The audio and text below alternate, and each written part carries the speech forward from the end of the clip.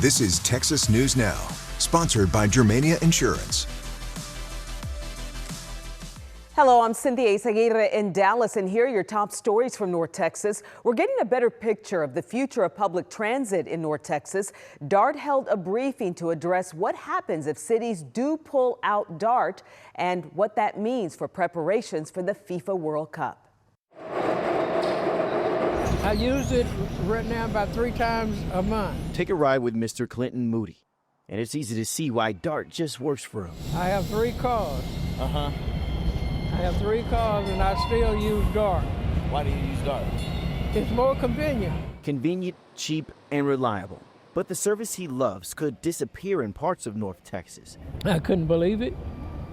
Somebody not doing the right thing. 5 cities, Plano, Irving, Farmers Branch, University Park, and Highland Park will consider on dropping the agency due to partially low ridership and funding issues.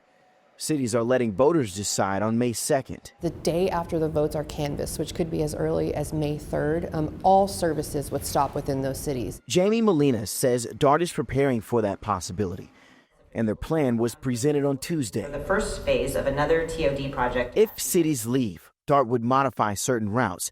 Some routes would shorten while others would be reduced. You don't affect just that one particular city, you affect everyone else within the city. So all 13 cities will see some sort of effect. The timing here is critical. You see, all of this comes as North Texas gears up for the FIFA World Cup this summer. They share that update too, planning to increase access to places like Fair Park and the International Broadcast Center. But for everyday riders like Mr. Moody, I couldn't think of nothing that would benefit more than DART right now. he wants those making the decisions to remember who's riding and why this matters.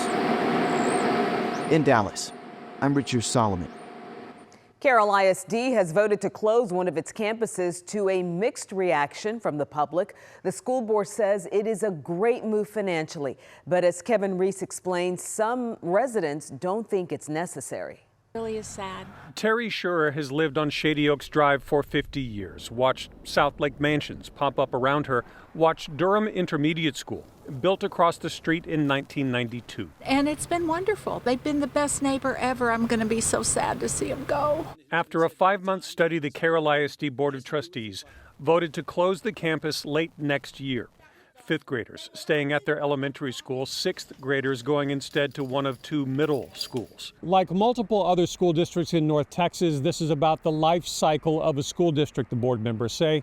The population peaked here in South Lake in 2019, roughly about 8,500 students in the school district at the time, and declining ever since. Now, a little more than 7,800, with members of the school board even saying that their families represent some of those changing demographics too. I'm an empty nester, and we have lots of people in South Lake who fall into that category. It's not that kids are leaving because they don't want to be here. It's because they're growing up and their parents are staying here. The South Lake population skews older and more affluent, not a population that statistically includes a large number of families with young children. So, yeah, we're losing students. And so we have to accommodate that. We have to adjust. Carroll ISD spokesperson Jeff Brady says the move will save $1.3 million, and selling the land to a developer could bring the district $1.25 million more a year. The board had to make some hard decisions, and the committee that made the recommendation chose to prioritize students and teachers over facilities. But when this all happens in the fall of 2027, neighbors like Terry Schurer fear more South Lake mansions will pop up next. I'm sick. Makes me so sad. We're a rich city. Do we really need that? Do we really need the money? Faced with declining enrollment, Carroll ISD says yes, they do. In South Lake, I'm Kevin Reese. A new tool is coming to one North Texas fire department intended to give mothers in crisis a safe option to surrender their newborn. Safe haven baby boxes have been popping up across the country. Tiffany Liu was at the unveiling of a new one in McClendon, Chisholm, in Rockwall County and explains how it works.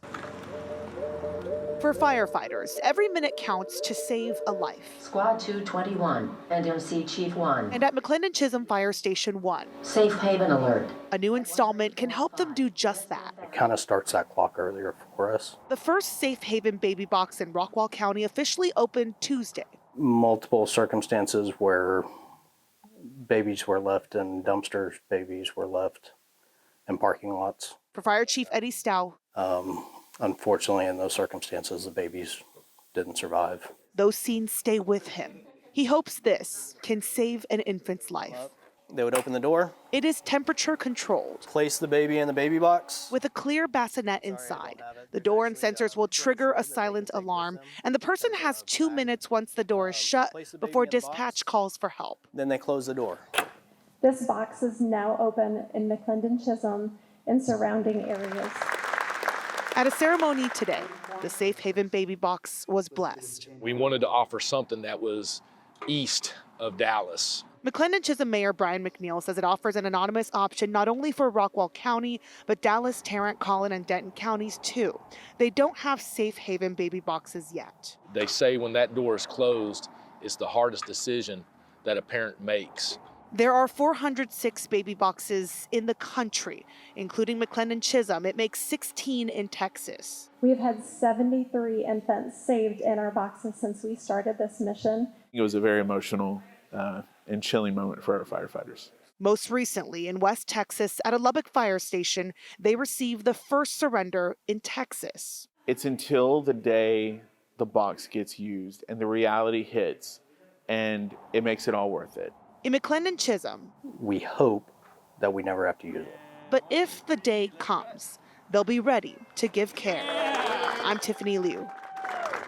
Another district in Tarrant County is facing a tough decision. Scoop Jefferson just spoke with Arlington ISD Superintendent about the future of one elementary school. After failing state standards 3 years in a row here at Blanton Elementary, the superintendent is being very candid about their next move. Blanton holds a lot of heart. Beatrice Villarreal is heartbroken. The future of her kid's school up in the air. I have a 6th grader here and a 1st grader in the special education. Blanton Elementary in Arlington ISD faces several challenges that's led to sharing bad news with parents. They just dropped the bomb on us that they're about to maybe tear it down and not rebuild it and, transfer us to other schools. Blanton is in its 3rd consecutive year of failing state standards. Right now, one of 6 schools with an F rating.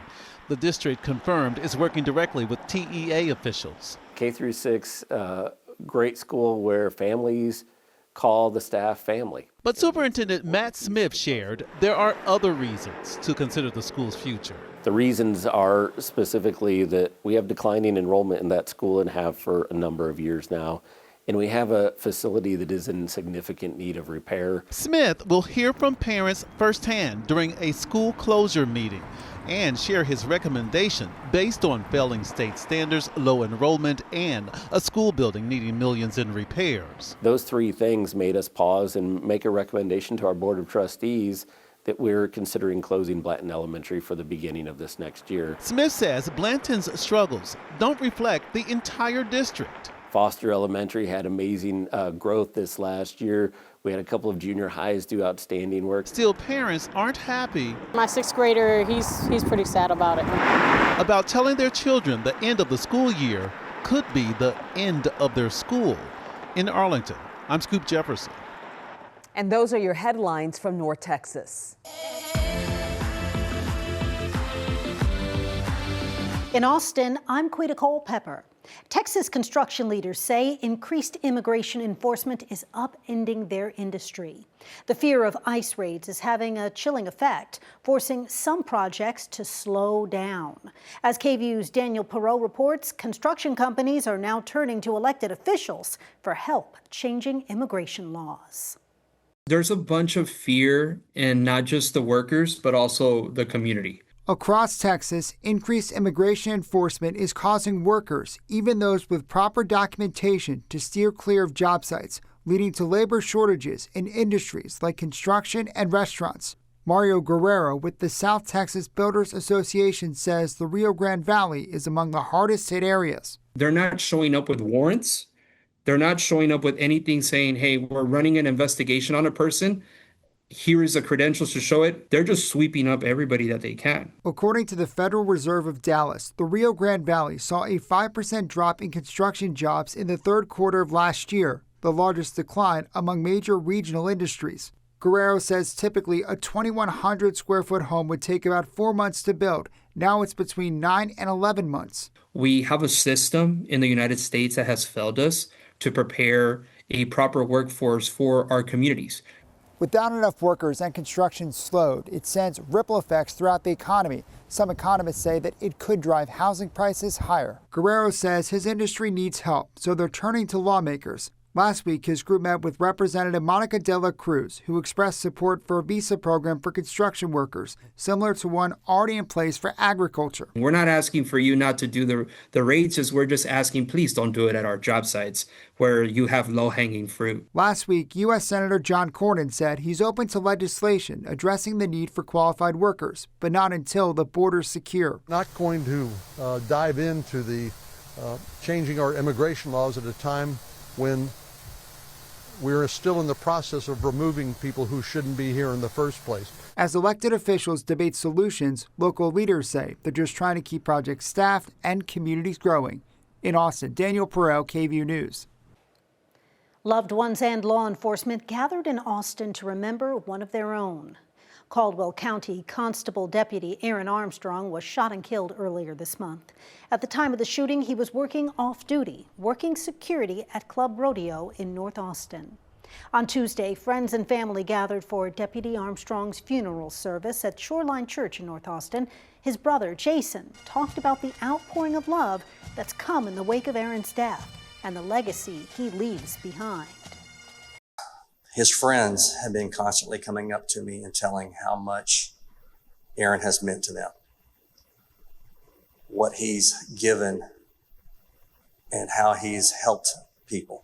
He gave of himself freely. I like to think I want to continue that legacy with Aaron and make sure that he's still remembered that way. Was followed by a procession with police honors. Dozens of officers saluted as his casket was carried to a hearse and driven to his final resting place in Belton. 2 suspects accused in Armstrong's death are in custody. 38-year-old Thomas Vences, who had been escorted out of the nightclub, is accused of shooting Armstrong. He's facing a capital murder of a peace officer charge. Another man, Ronaldo Colindres Simon, was charged with assault on a police officer. Police say he ran over Armstrong's arm while trying to get away from the nightclub that night. His bond is set at $100,000, while Vences has a $2 million bond. One Texas case forever changed how the nation responds to missing children. 30 years ago this week, 9-year-old Amber Hagerman was abducted in Arlington, Texas, a crime that shocked the country and led to the creation of the Amber Alert system. Here's more from KVUE's Bob Buckaloo. Family video of a little girl lost. Amber Hagerman enjoyed going for bike rides. On a Sunday afternoon in January 1996, Amber was riding in a grocery store parking lot in her Arlington neighborhood when a man approached her. A witness who lived near the store saw what happened next. And he run up behind her and grabbed her right under her arms and picked her up. He turned around and come right back to here where his truck was, where the door was open, and put her in the truck. 4 days later, the search for Amber ended in heartbreak. Her body was found in a creek just a few miles from where she was taken. Her murder remains unsolved to this day. The tragedy sparked outrage and deep reflection. What if more people had known about Amber's abduction sooner? That question led directly to change. In 1997, Texas launched the first Amber Alert, named in Amber's memory, designed to rapidly share information about child abductions. Statewide and local alerts are now broadcast in all 50 states. They're posted on highway signs and sent to cell phones. As of 2025, the system helped rescue over 1,200 children, with many recoveries directly resulting from public tips after an alert was issued. Data shows that over 90% of children in alert cases are found, many within hours, due to public tips and swift action. Several years ago, at a Remembrance for Amber, her mother spoke to the importance of the system that Amber's family helped to create. I'm very, very proud of it because it is help saving our children's lives. It's helped bringing our children back to mommy and daddy. While Amber Hagerman's life was tragically cut short, her legacy continues, reminding us perhaps that from a devastating loss, life-saving change can happen. Bob Buckaloo, KVUE News. Hays County leaders are warning people about a rabies outbreak in that area. Health officials say the outbreak is affecting local wildlife. KVUE's Jessica Cha spoke with leaders there to see what they're seeing now and how to take precautions. Out in Hays County, you'll have lots of options to connect with Mother Nature. We have invested over $100 million to protect and preserve our green space. But the beauty of nature also has its ugly side, according to the Hays County Judge Ruben Becerra. The state's Department of State Health Services notified us that in the several county footprint, there are enough cases of rabies that have been lab confirmed to cause concern.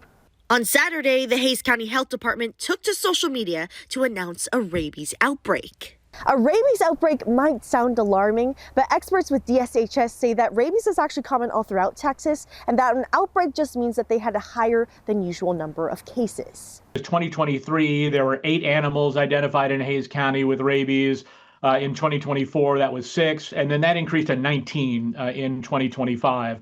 And so that's a pretty significant increase. Chris Van Dusen with the State Health Department says they're not sure why there's a spike in rabies cases for the Hays County area, but any mammal can be infected, including humans. Certainly foxes right now would be at the top of that list. Anytime that you encounter a bat that's down, that isn't flying, that's on the ground for some reason, don't pick it up, leave it alone, call animal control. He says people should steer clear of any wild animal acting strangely, like a nocturnal animal in the daytime or one that seems aggressive or very friendly. And make sure to get your pets vaccinated against it too,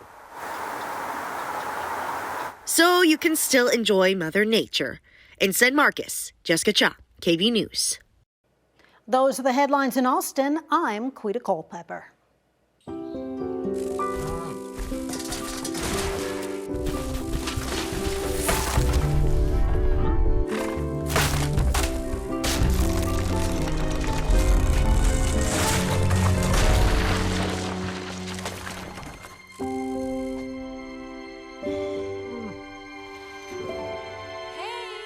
For insurance you can trust, help is just a handshake away.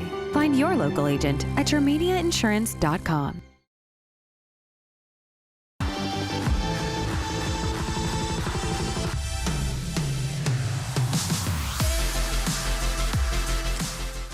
Okay, state of Texas, overall dry weather, nice weather, but it will be windy weather at times with a couple of fronts coming in over the next 2 or 3 days that will reinforce the cool and at times chilly and breezy conditions across the state. El Paso, high temps in the 60s, sunshine the next 3 days.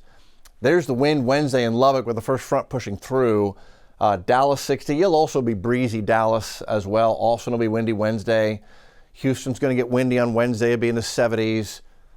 Deep South Texas will be in the 70s and 60s, and you'll get breezy as well with the first front pushing through Wednesday afternoon and evening.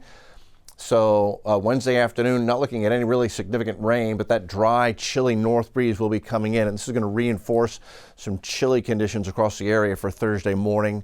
We go into Thursday afternoon, winds let up, and this will allow temperatures to rebound a little bit as we head into the end of the week for most parts of the state. Another front pushing in. Notice lack of rain with the front about it coming in Thursday night into Friday, and by Friday morning, that's already refreshing that north wind across Amarillo and Wichita Falls and Dallas, and that'll bring in some chilly air for the first part of the weekend across north and central Texas. We talk about the winds. This is Wednesday afternoon.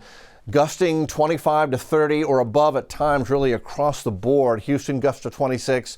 Austin maybe get a wind gust out of the north to 30. Dallas gusting to 24. Abilene gusting to 27 going into Wednesday afternoon as the first of 2 fronts pushes through and across the state. I mentioned the dryness with these frontal boundaries coming in. No significant rain out of any of them. For the next 3 days, we really don't have measurable precipitation. A sprinkle possible far east Texas, but the rest of the state remains very dry with these two fronts coming out of the north. And, you know, we look at the drought conditions, it's a mixed bag. We've got a big chunk of central and central north Texas where we are perfectly wet. Soil moisture is good. You get a little further south, San Antonio and southward, you're into extreme drought, more of it down in deep South Texas. Across Lubbock to Amarillo, it's abnormally dry, no significant drought here. East Texas, a little more in the way of drought. West Texas, a little more in the way of drought. And so it just depends on where you are. We do need some rain across Central and South Texas for sure, and not getting it over the next several days. Now, what does this mean for temperatures? Well, Wednesday afternoon, not bad. For January, 70 in San Antonio, Austin 67, Dallas 60, Amarillo 55. Wednesday afternoon, Marfa 56, Houston in the upper 60s to near 70. That's the warm day, Wednesday. We go into Thursday morning and it gets chilly, near freezing. Lubbock, Abilene 36, Austin 37, Houston 39. And then Thursday afternoon, chilly for the east part of the state, only 50s for Houston and Lufkin. But look at the warm up on Thursday, Midland 70, Lubbock going to 72. All right, Texas, that's where we stand. Back to you.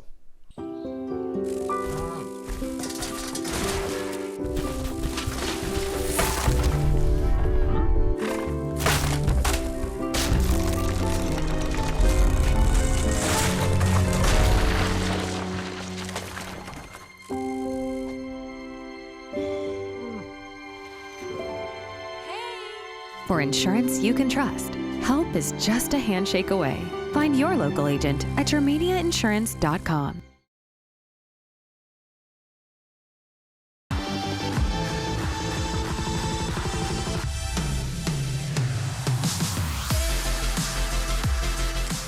Hi there, Mia Grady here with a look at what's making headlines in Houston. Starting with the man accused of robbing a credit union on the University of Houston campus last week. He's now connected to another series of crimes, accused of everything from sex crimes to kidnapping. Here's Katira Winfrey with more on these new developments. According to court documents, on December 17, 2025, a woman was locking up for the night at her job at this Ace check cashing business on Garth Road in Baytown when she spotted a man she later identified as the suspect, Jerome Rubin, parked near a dumpster. According to court documents, that woman noticed he was following her, ultimately all the way from Baytown to her apartment in the city of South Houston. The woman reportedly told investigators that she waited for the suspect to reappear. After 10 minutes, she parked and got out. That's when she said the suspect approached her and pointed a gun, forced her back in the car, and told her to drive back to her job in Baytown. According to court documents, the suspect tried to force the victim to use her code to help him gain access to the check cashing business to rob it. But the victim told police she punched in a distress code instead of the actual code, barring them from entering. They returned to the car and drove around a bit and stopped. The woman later told investigators the suspect sexually assaulted her in the car. Then the woman reportedly told investigators she was forced to return to the check cashing business a second time, where again she punched in the wrong code to keep the suspect from accessing the cash. Documents say the suspect told the woman to drive back to her apartment in South Houston, where he reportedly sexually assaulted her in the apartment complex parking lot. Authorities say the suspect got out of her car and left the scene. The victim immediately called authorities and was taken to the hospital to be examined. That was Katira Winfrey reporting. Houston fire officials say they are searching for a person of interest in the massive fire at an abandoned church. It is believed the suspect is still in the area. The incident is also raising fresh concerns about safety at vacant buildings, an issue Mayor John Whitmire says cannot be ignored. KHOU 11 News' Troy Kless spent the day in search of solutions. The Houston Fire Department's Arson Bureau is actively looking for a person of interest related to this fire at what's left of this abandoned church on the north side. Monday's 3-alarm fire prompting an investigation from both Houston Fire and police. Por este momento que estuve por acá, sí miré muchos homeless que andaban caminando. Incluso los policías arrestaron a uno, pero luego le hicieron algunas preguntas y lo soltaron. A common problem that we've seen over and over covering Houston's abandoned building problem. Witnesses say squatters were here as well before the fire broke out. Today, we asked TxDOT about the property. The agency saying this property is one of about 200 purchased in 2020 for the planned I-45 expansion project. TxDOT also responding to the mayor's questions about security at the site, saying in a statement, prior to this incident, we had not received any reports of breaches or any persons trespassing onto the property. And it says a fence was installed as a security measure after TxDOT bought the property. Today, TxDOT sharing this solution for this particular property, saying it will demolish the remaining structures sometime this week. A large crane now on site, ready to go once the clearance is given.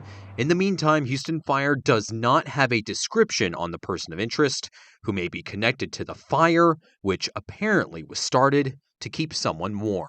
The exact cause is still unclear, and it's also unclear if anyone will be charged for the fire. In North Houston, Troy Kless, KHOU 11 News. Well, we've all done it. Signed up for a free trial, then forgotten about it. But these subscriptions, they don't go away. In fact, they could be draining your bank account month after month. They can add up as well. What can you do about it? Cheryl Mercedes has the solution to these zombie subscriptions. They're known as zombie subscriptions, and the new year is a perfect time to reassess and drop what you don't want or need. I spoke with a certified public accountant who shared with me how. First, grab your last 3 months of bank and credit card statements. Print and highlight anything that repeats every month or every year. These are apps like streaming services, cloud storage, even old free trials that quietly turn into paid plans. Next, search your email for keywords like subscription, auto renew, and receipt. That should pull up digital, newspaper, music, or meal kit plans you may not use. Now, once you have your list, go to the source. That's where you want to go to cancel, the same place you signed up.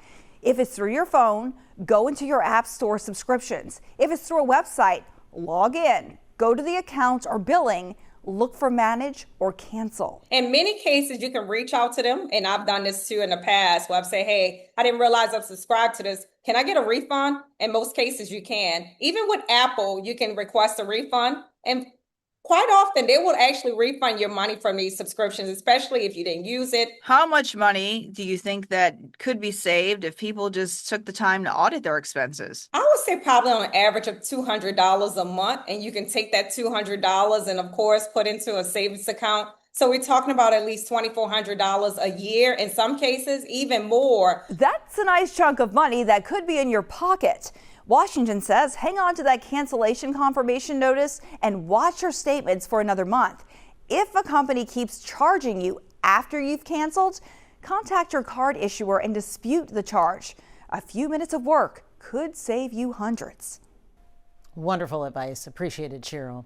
Houstonians are still celebrating the Texans' win from Monday night, and some Texans fans are just now getting back home. They traveled to Pittsburgh. Ron Trevino catches up with some members of the traveling Texans. It may have been freezing last night in Pittsburgh, but the hundreds of Texans fans who made the trip had a warm feeling in their hearts. In the crowd, Jason Diaz and Michael and Kristen Wallman. What was your favorite thing in last night's game? The defensive touchdowns. They were on their way to the airport this morning, heading back home. How fabulous was this trip for y'all? Amazing. It was absolutely amazing. Amazing. The fans were great. The Pittsburgh Steelers fans were great. The game was cold, but absolutely amazing. It was freezing. The defense showed up to play. Overall, we had a wonderful time here in Pittsburgh. And while they may at times have been drowning in a sea of terrible towels, they say the Steelers fans couldn't have been nicer. Soon enough, though, they'll be heading to New England for the game against the Patriots. And the Patriots fans, have you ever experienced them before? So, yes, they can be a little mouthy for sure. But they can worry about that later as they still soak in what happened last night. Made all the more special as Kristen turned 40 and her birthday wish came true in Steel City. So now they're booking their airline tickets to Boston and looking for game tickets. Now these trips can average around $2,000 a person, but a Texans win? Well, that's priceless. Ron Trevino, KHOU 11 News. And may we add, we love the way the traveling Texans roll. And with that, that's a wrap of your Houston headlines. I'm Mia Gradney. Hey, I'm Dan Millay, and here's what's making headlines across East Texas. If you talk about White House to anyone around Texas, they probably know it as the place where Patrick Mahomes played. Then they'll probably say something like, man, that school probably has a really dominant football program, huh? Then you have to tell them, well, they're all right. But they've brought in a man they think can change all that. White House is one of the most recognizable places in East Texas. Mahomes' face is everywhere. Mahomes' brand is everywhere. But Mahomes can't get the Wildcats into the end zone anymore. That's now Brett Gilchrist's job. Yeah, East Texas, it's the only place that I've never lived. Gilchrist is coming from Frisco, where he led the Lone Star High School offense for 4 years, most recently to a state championship appearance. And I learned so much from them, and if you give the kids a bunch of ownership in your program, they're going to do that and want to do right by it. And so I think we gave them a lot of ownership early on because we knew they could be special, and they were. And that's the kind of team he's looking to build in Wildcat land. I think a lot of untapped potential, a lot of discipline and accountability is going to be at the forefront. And I think the kids need to know that we love them as people first, and we're here to grow them into great young men, and then the football will follow it. Because he got a taste of how good East Texas football can be in his first year as offensive coordinator at Lone Star. And you hear about the physicality and then the freaks that play out here. I played Longview my first year as offense coordinator, and they beat us up front, and they beat us pretty big. Longview is I think, the benchmark of success in East Texas.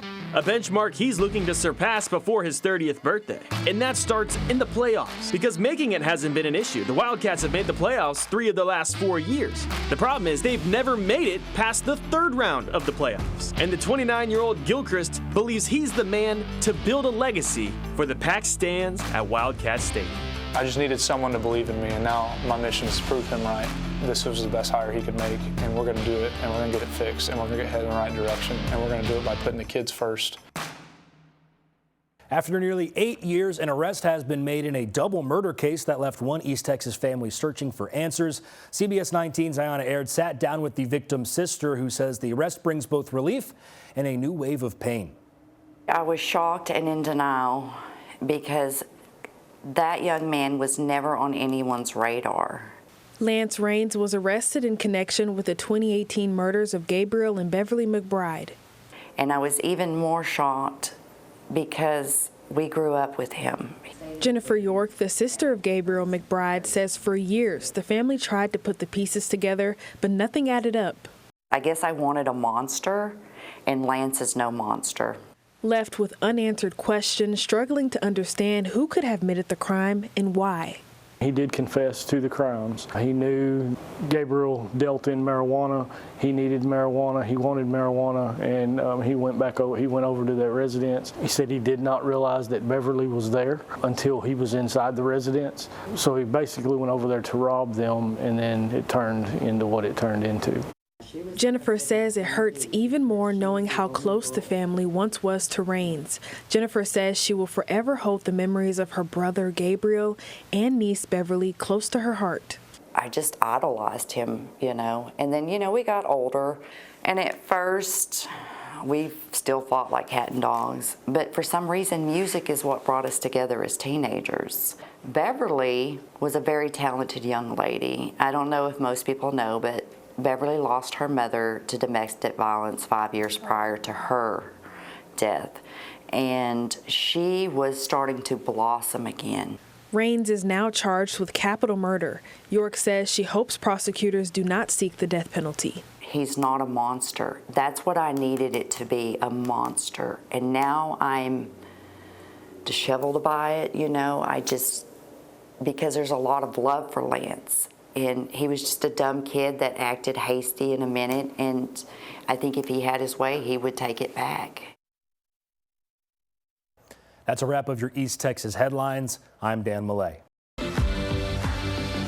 Here are your headlines from Southeast Texas. I'm Cameron Burchett.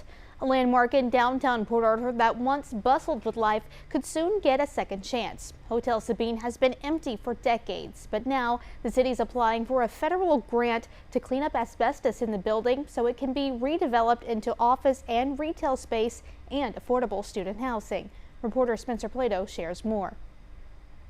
If you ever see photos of Port Arthur back in the day, you'll see the Sabine Hotel. Since 1929, the Hotel Sabine stood as a symbol of Port Arthur's busiest days, a place many still remember as the heart of downtown. To see downtown refurbished and alive again would be a major plus, not only to the citizens of Port Arthur, but to our economy as well. Built during a time when Proctor Street was packed with shops, restaurants, and parade routes, the hotel was once a gathering place for the community.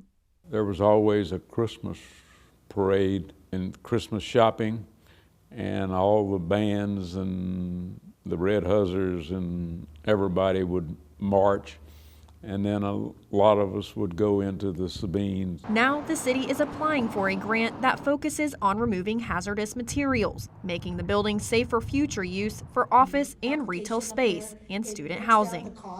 If the grant is approved, then the city has taken the first step, which is completely mitigating the building from any asbestos, lead-based paint, or other contaminants, so that now it can be prepared for development. Kelvin Solko with the Solko Group is helping facilitate the grant and says the hotel's size and location make it a key piece of any downtown revival. Restoring this building, we believe, would restore or regenerate growth here in downtown Port Arthur, and then bring the city back to a semblance of its historical significance. Hilton Kelly says it's about bringing back the energy that once defined downtown. To have it back the way it was in its heyday, with all of the hotels, with the restaurants that we once had, it would really be a dream come true. That was Spencer Plato reporting. Next, flu cases are on the rise, even though it's still early in the season. It's all thanks to a new strain. Reporter Daniela Tabuada-Palau spoke to a Southeast Texas doctor about the symptoms to look out for. Flu season, it's been bad in the past few years, but this time it's horrible. It's flu season and a new strain is spreading. It's known as String K. Well, it got to us a day before Christmas. My youngest started vomiting, but he was just sad and with a fever for 2 days. Susie Diaz says her Christmas holiday was spent taking care of her kids. First, it was her son, and then the flu spread throughout the family. She says now that they are flu-free, they don't want to get it again. I try to clean them every day. Once they get home from school, they take off their uniform, take a shower, and I just try to keep them clean. 1. Precautions that are necessary, according to Dr. Elizabeth Gershberg with Christus Trinity Clinic. Also making sure to having really good hand hygiene and washing your hands. If you're going into an airport or a really busy area, you can wear a mask and just be mindful of people who are coughing. And the impacts are serious. The CDC is reporting a near record number of hospital visits because of the flu. Dr. Gershberg says she's treating up to 10 flu patients a day at her office and is urging her patients to consider their options. I recommend all my patients to get the yearly flu vaccine. Kirbyville resident Catherine Sparks says she got her shot because she needs to stay healthy in order to take care of her husband, who is diagnosed with Alzheimer's. I must keep myself healthy because I'm the only one there to take care of him.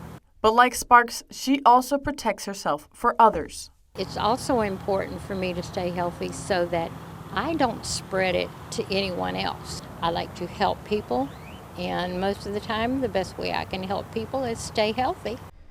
According to Dr. Gershberg, this new strain has all the same symptoms but could last longer. And those were the headlines from Southeast Texas.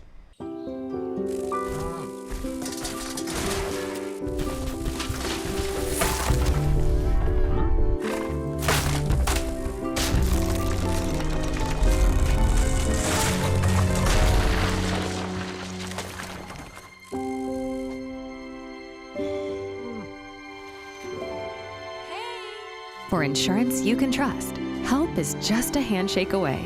Find your local agent at yourmediainsurance.com.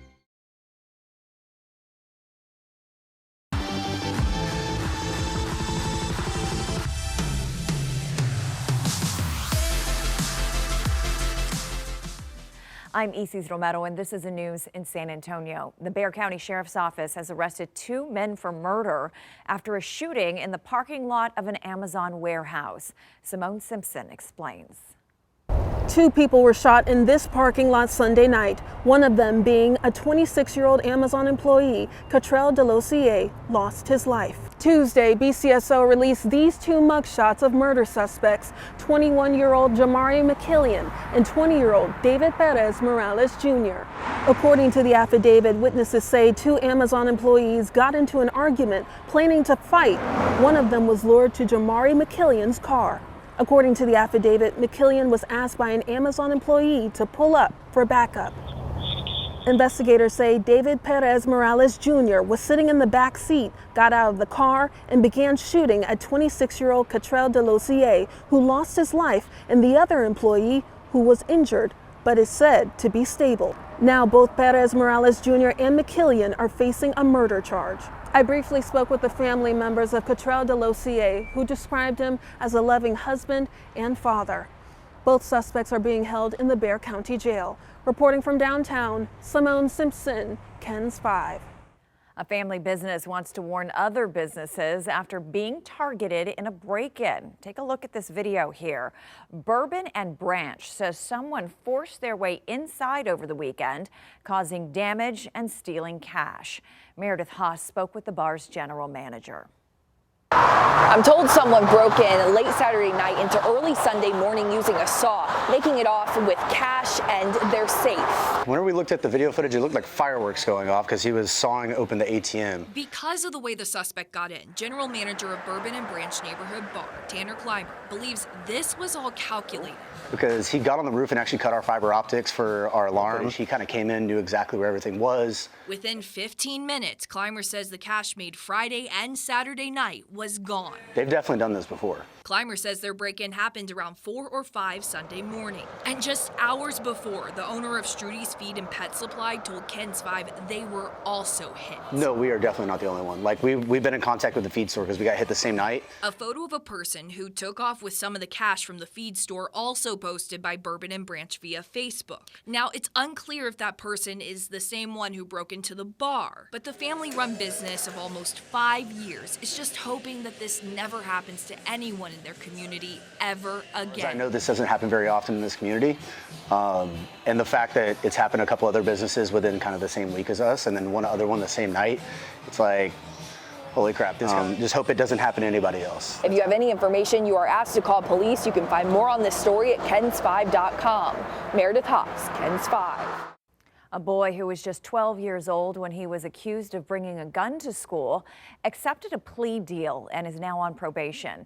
He had already been released from detention, so this new ruling means that if he continues to behave, he will remain free.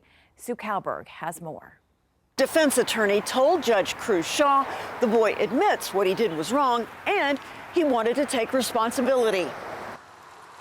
October 31st, Halloween. The principal of Harris Middle School, southwest of downtown, told parents in a letter there had been a rumor of a boy with a gun, but the student claimed it was a toy that was part of a costume. Then days later, in another letter, parents were informed that an investigation revealed that a real weapon had been confiscated. You're 13?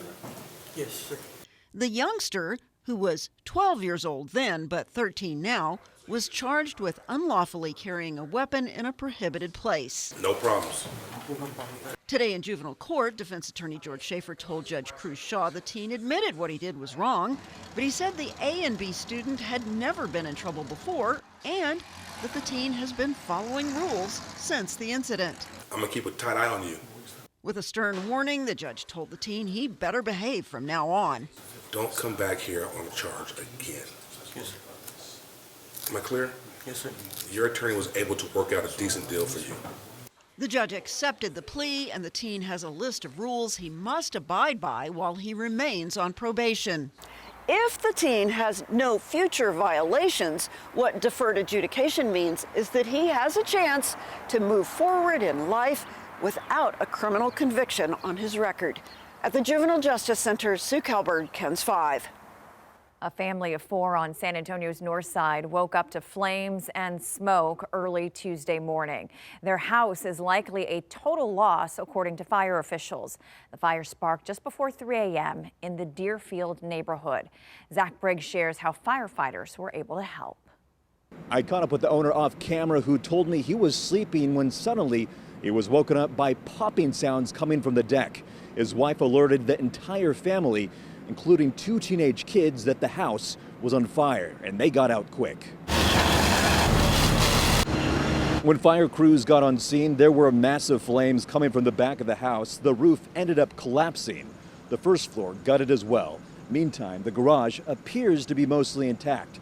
There were initial concerns that the fire might spread to neighboring homes, but firefighters contained the blaze and extinguished the remaining hotspots. Here's Lieutenant Charles Camaro with SAFD. Luckily, we were able to salvage what we could from the structure and provide them with some of the creature comforts that they wanted, some family mementos, some valuables.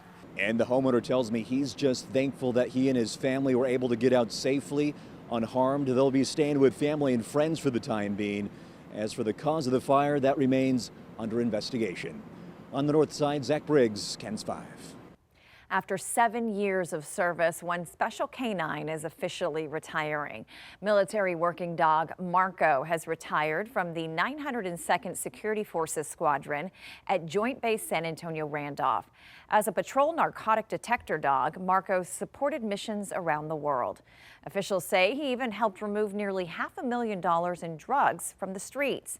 Now Marco's mission is a little more relaxing, enjoying treats, belly rubs, and some well-earned naps.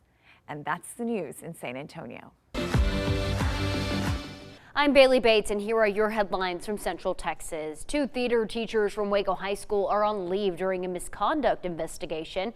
That's according to the district. According to a letter to parents, high school principal Joseph Alexander says the district is investigating serious professional misconduct and/or negligence.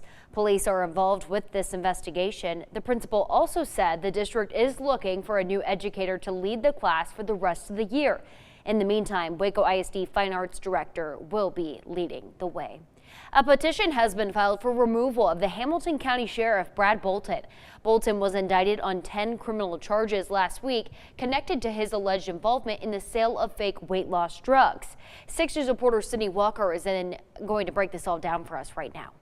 On September 18, 2025, the Hamilton County Sheriff's Office posted an urgent warning to the public, saying the office was, quote, investigating reports of severe illnesses linked to dangerous, adulterated drugs sold as weight loss drugs at Texas Coffee. The post mentioned shop owner Erica Bedell by name, alleging she sold the products. I mean, my whole world's been torn upside down. That's when we met Trampus Chu, Erica's husband. I mean, I knew she was ordering that stuff from China. Had no idea that allegations were this big. Chu began publicly calling for the sheriff's resignation. My issue is here, my wife's been arrested and put in jail, and clearly the sheriff knew. Chu alleged the sheriff knew about Bedell selling and was even purchasing weight loss drugs from her, sharing checks he found dating back to 2024. 4 months later, Sheriff Bolton was indicted on 10 criminal charges, 5 counts of tampering with government records, 3 counts of abuse of official capacity, 1 count of making a false statement, and another of failure to report a felony. The indictments allege that Bolton failed to arrest Bedell and, quote, possessed, promoted, or facilitated the drug's delivery. The 5 tampering counts allege Bolton made false entries on Bedell's behalf into monthly community service timesheets, adding 8 extra hours. Now they see that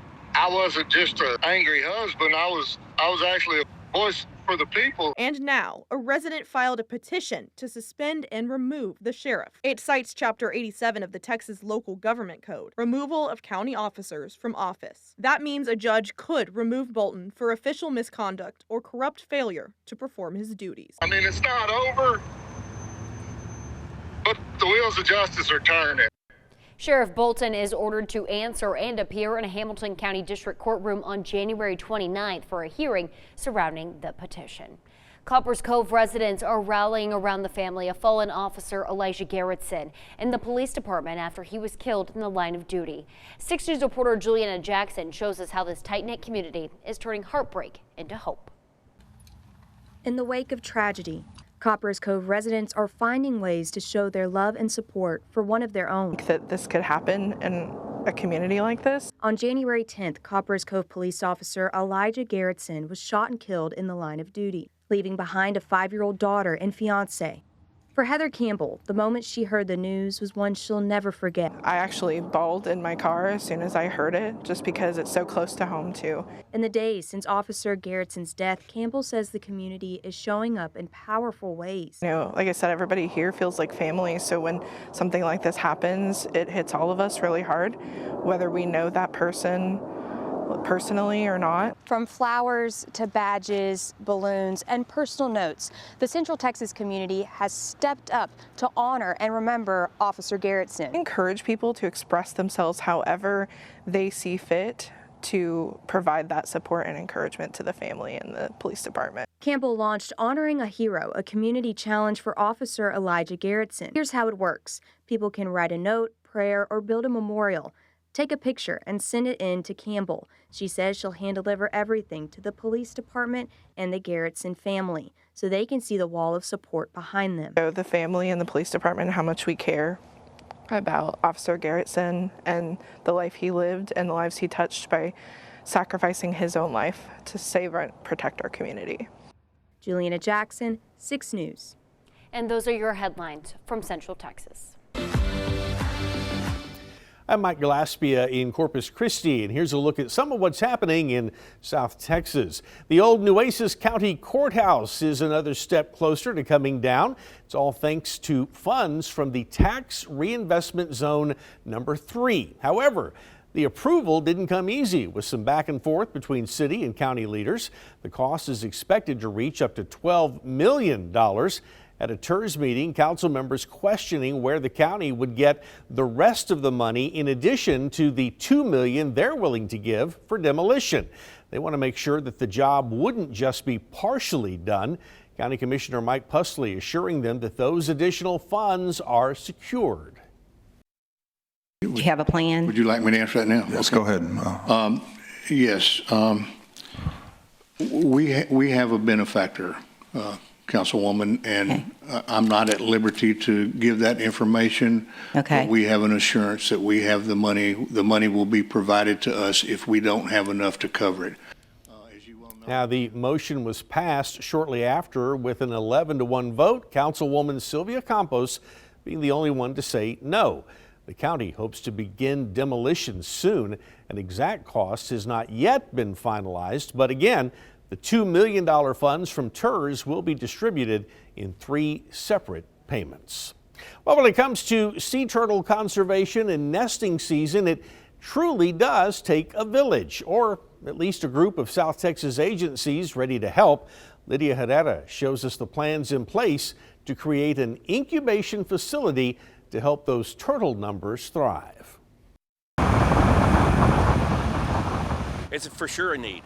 You know, we've got to do something. Scott Cross oversees the Nueces County Coastal Parks, which has been spearheading turtle nesting season on North Padre Island. As it stands right now, we monitor all nesting and recovery of nests, sea turtle eggs, from the northern boundary of the National Seashore all the way up to the jetty at Packery, South Jetty at Packery. And then we do some of that on the north side of Packery. With Penn scaling back on their operations, Cross says his department is stepping up. Another incubation facility, possibly on our Clayburg property that we have down there. We have identified a funding source, a potential funding source, but we still need to discuss further the logistics of it. But we are discussing that and planning for the future. A gap that Cross and other city leaders say needs to be filled. I think last year we recovered 14 or 15 nesting sites on our section of beach. Nueces County Commissioner Brent Chesney agrees something has to be done, but this project might be out of the county's control. This is a federal program, and it's not in the jurisdiction of Nueces County, but we still feel like, or I still feel like we need to try. We need to try to at least facilitate, not take the lead, but just facilitate and get the right federal agencies and the right local agencies involved that love and care about these turtles. Although it's in the preliminary stages, Cross hopes it will become a reality. The concept is there. We're having conversations. Where does it go from here and how long does it take to get there? We just don't know yet. I mean, this could be a 3 to 5 year process before we get there. We just don't know. Lydia Herrera, 3 News. And that is a quick look at some of what's happening in South Texas. Texas News Now is sponsored by Germania Insurance.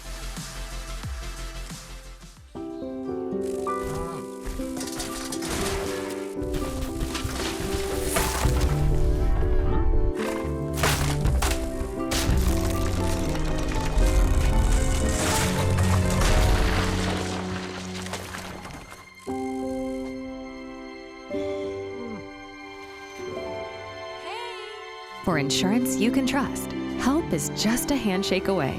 Find your local agent at germaniainsurance.com.